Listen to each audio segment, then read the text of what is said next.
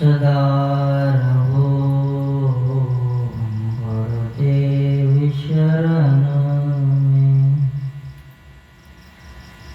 मैं बात नादा कृपा के सागर तुम हो गुरु, दूर करो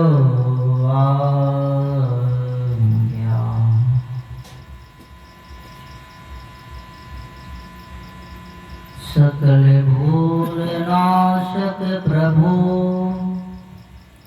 सतगुरु परम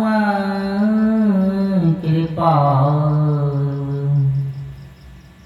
नमो कंज पद युग पकड़े, सुनो प्रभु नजर निहार। दया दृष्टि करे नासिया, मेरो भूल अरुचो। खरो तिछने बुद्धि मोरिना, पानी जोरे कहो को।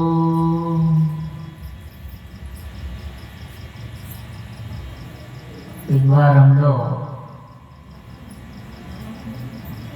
एक स्वर में, उच्च स्वर में जय जयकार करें,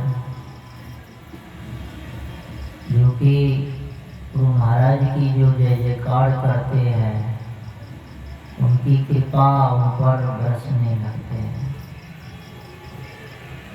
इसलिए जय जयकार करें।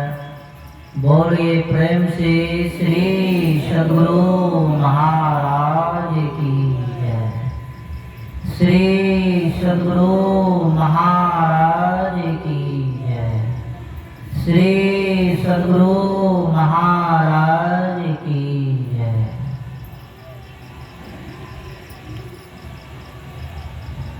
सिंहासन पर विराजमान सर्वशक्तिमान, ज्ञान और वैराग्य के दाता, भक्तों के पुकार को सुनने वाले सद्गुरु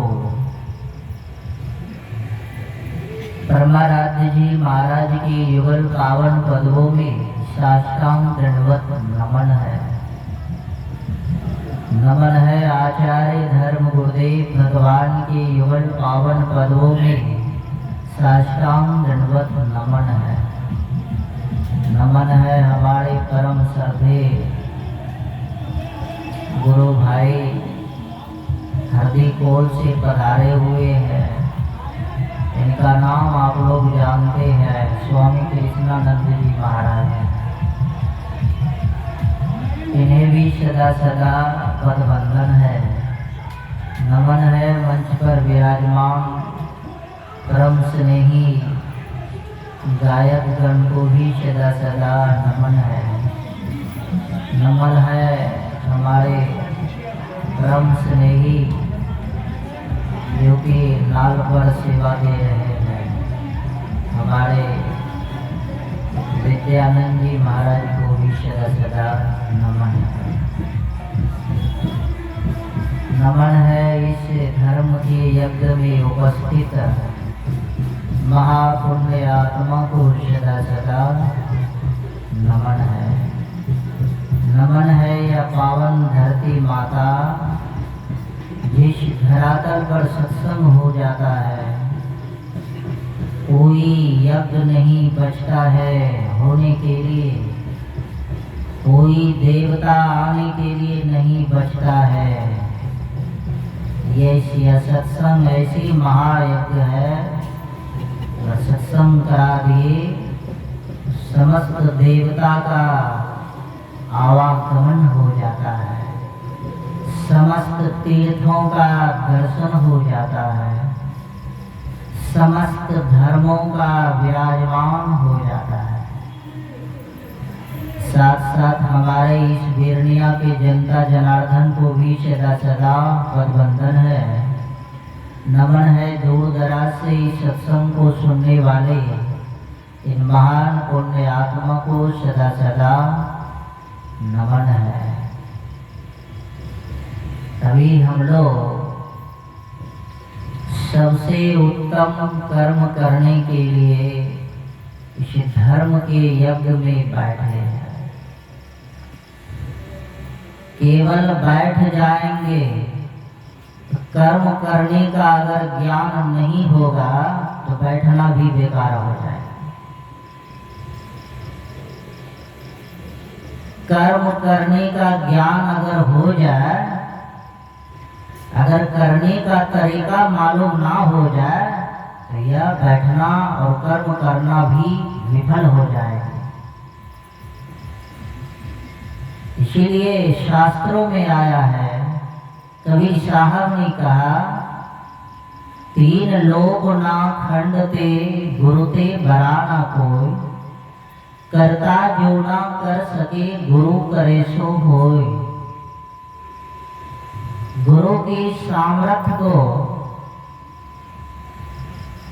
शास्त्रों में आया है कि गुरु की सामर्थ्य क्या होती है, गुरु के पास कितनी सामर्थ्यता होती है, शास्त्र कह रहे हैं। हम लोग कितने मनबुद्ध किस्म का है, तो गुरु की अवहेलना करे तो करे, शास्त्र की भी अवहेलना हम कर देते हैं। अब गुरु कह रहे शास्त्र से, शास्त्र आया कहाँ से? यह शास्त्र देखा जाए, रामायण जो आप लोग पढ़ते हैं, यह त्रेता युग में जब भगवान श्री राम आए थे, पहले भगवान आए तब उनका विवरण एक रामचरितमानस या रामायण बन के तैयार हो गया। तो शास्त्र पहले भगवान आए तब शास्त्र आए। तो शास्त्र भी भगवान जो कह के गए हैं, तो शास्त्र प्रमाणित देता है कि भगवान कहे क्या है। तो हम लोग कितने जो है सत्संग में बैठते हैं, तो बहुतों की ख्याल कहीं और इधर उधर रहता है। सत्संग में बैठना भी एक मर्यादा है। अगर मर्यादा के अनुकूल सत्संग में नहीं बैठते हैं तो बैठना भी बेकार हो जाएगी। ये कोई साधारण काम नहीं है। इसीलिए अभी भगवान आपको किसी माध्यम से समझा रहे हैं। भगवान जो होते हैं वह परम दयालु होते हैं। वह जो भक्त भगवान की शरण में रहते हैं, भगवान पर भरोसा लगाए रहते हैं, तो भगवान किसी न किसी रूप में उसे अवश्य समझाते हैं, अवश्य उसे संकेत देते हैं। अगर आप नहीं समझे, तभी सुन रहे थे महाराज जी सुना रहे थे ना, इसकी परिणाम आपका नुकसान आपको होगा, और बहुत भारी नुकसान जिसका कोई ठिकाना नहीं है। जीव रोता है। अभी देखिए कुत्ता, एक कुत्ता को मैंने देखा, काफी धूप था। आजकल तो देखते हैं धूप तो बहुत काफी है, तो बेचारा रोड पर बैठा था। तो जब रोड पर बैठा है, ऊपर से धूप है, और धूप से वह व्याकुल हो गए। वह अपने पंखा नहीं चला सकते। अब पंखा अगर चल रहा है, बढ़ जाएगा तो भगा दीजिएगा। तो कर्म किया है जिसके कारण से, कर्म के अभाव के कारण से वह कुत्ता के शरीर में चला गया।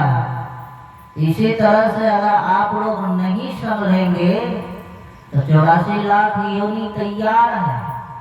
और परमात्मा की शक्ति ऐसी मजबूत शक्ति है, जब वह अपने कलच में लेता है तो कानून देखते हैं ना, तो जब कानून अपने कलच में लेता है तो हथकड़ी लगा के मजिस्ट्रेट के सामने खड़ा कर देता है। तब मजिस्ट्रेट पूछता है कि आपने ऐसा किया है कि नहीं किया है। कानून की शक्ति कितना मजबूत है।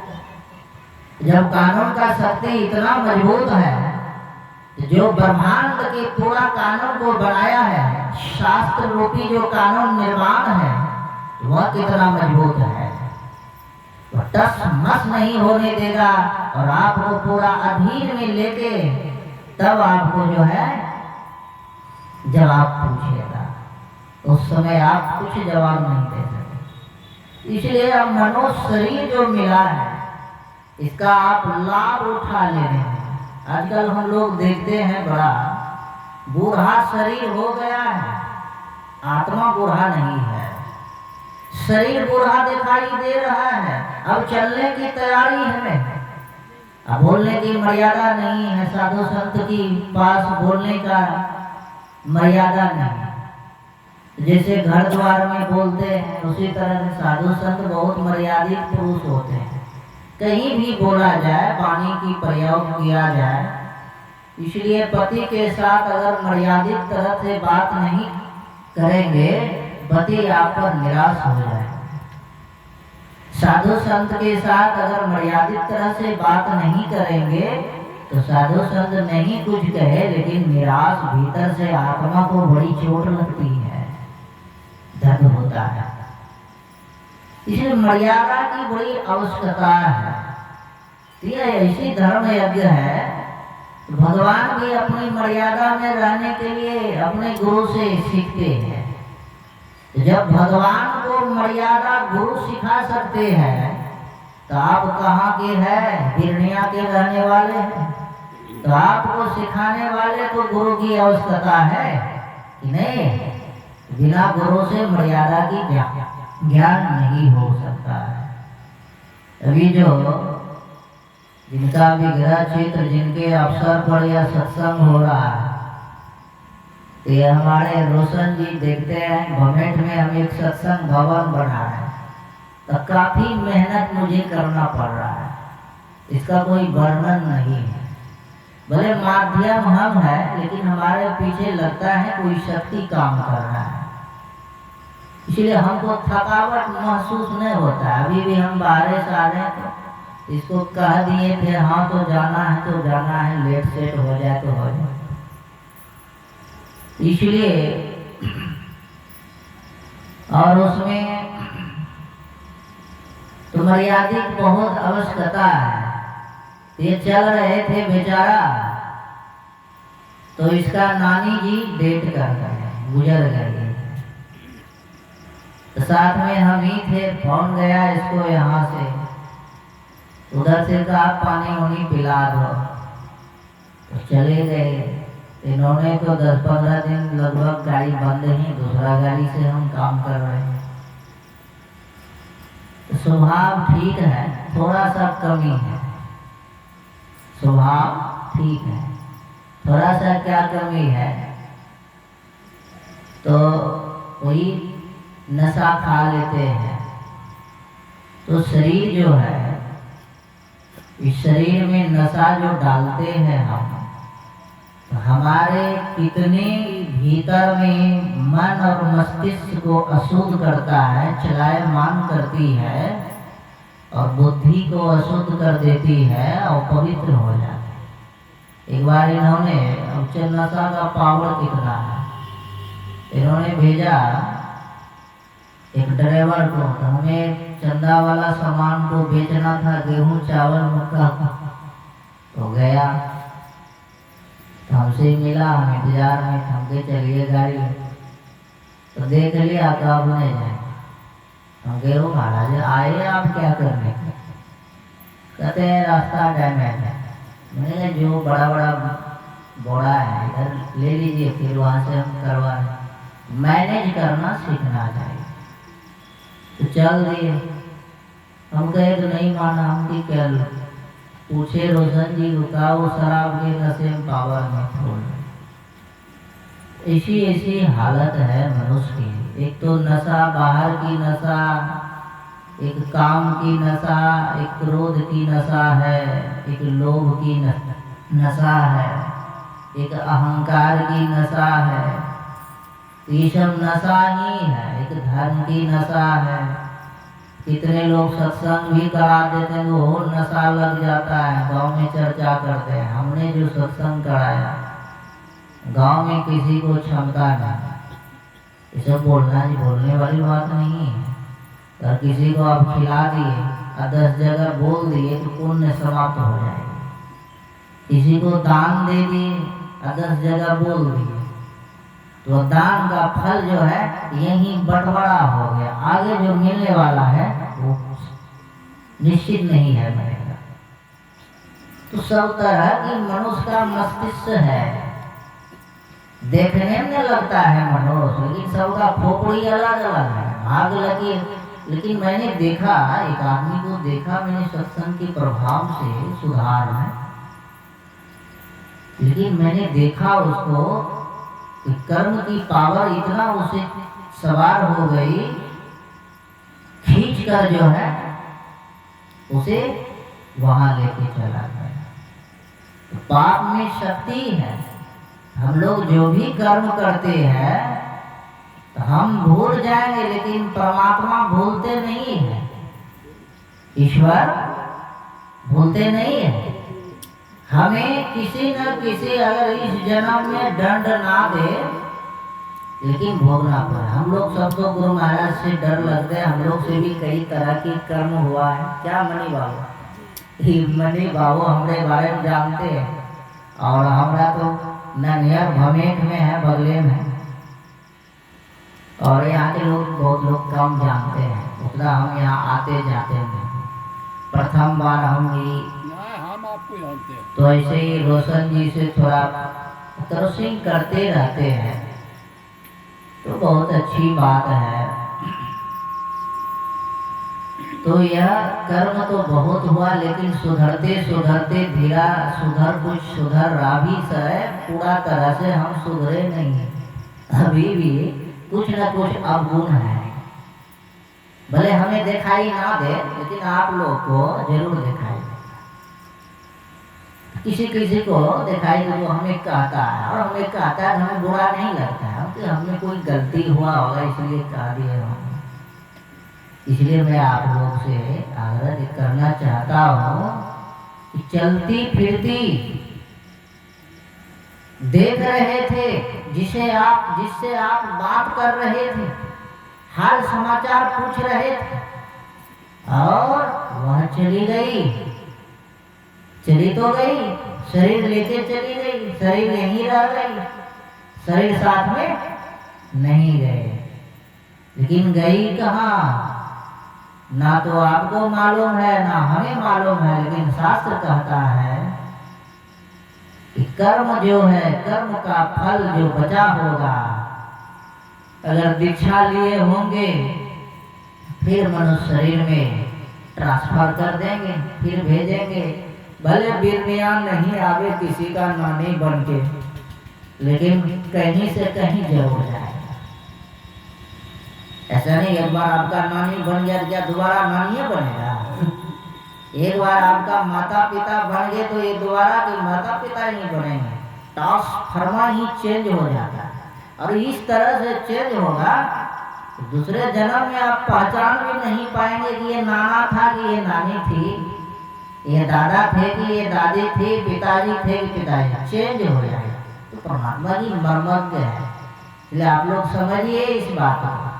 साधना में जो आगे चले जाता है तो कर्म फल महसूस होने लगता है, ये संसार समझ में आ जाता है कि ये संसार क्या है। तो कहने का मतलब है यह शरीर बहुत पुण्य से मिला है। जिन्होंने इस शरीर को, अभी आप बूढ़ा हो गए हैं, सत्संग सुनना नहीं चाहते हैं, कैसी दुर्दशा है। बुढ़ापा आ गए हैं, मांस मछली का स्वाद ले रहे हैं, सत्संग से भाग रहे हैं, धर्म से भाग रहे हैं, साधु संत के नजदीक नहीं जा रहे हैं, भाग रहे हैं। तो क्या हो रही है आपकी स्थिति? आप लोग नहीं भागे, लेकिन हम लोग सब तो दृष्टि जो है ना, भले हम गुरु महाराज की कृपा से लोगों का भीतर की भावना को मालूम हो जाता है कि लोगों की चेतन शक्ति क्या सोच रही है, क्या वो विचार कर रही है। संकेत पहले मिल जाता है गुरु महाराज की कृपा से। इसलिए आप लोग बहुत बर्भाग्य है। भगवान श्री राम ने मनुष्य को समझाने का, बहुत अच्छी तरह से समझाने का प्रयत्न किया कि बड़े भाग मानुष तन पावा, सुर दुर्लभ सब ग्रंथ ही गावा।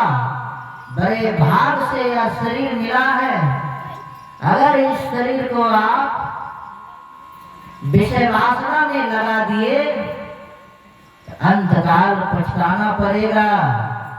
यही जो है खाने में, कमाने में, मैं देखता हूँ, भमेट की बात करता, बहुत धन कमाने में जीवन बिता रहा है, सत्संग से दूर भाग रहा है। हम अकेले स्तुति विनती प्रार्थना करते, लेकिन सत्संगियों का लक्षण लोग कहता समाज में, फलाने के माँ सत्संगी है, फलाना का बाबू सत्संगी है। हम देखो जी का सत्संगी है। जो रोज सुबह शाम स्तुति विनती नहीं कर सकता है, बगल में स्तुति हो रही है, वहां जाके नहीं बैठती है, तो कुछ का सत्संगी है। क्या चीज का आप सत्संगी? एक सत्संगी दो तरह का होता है, एक नकली एक असली। अब नकली असली जान लीजिए।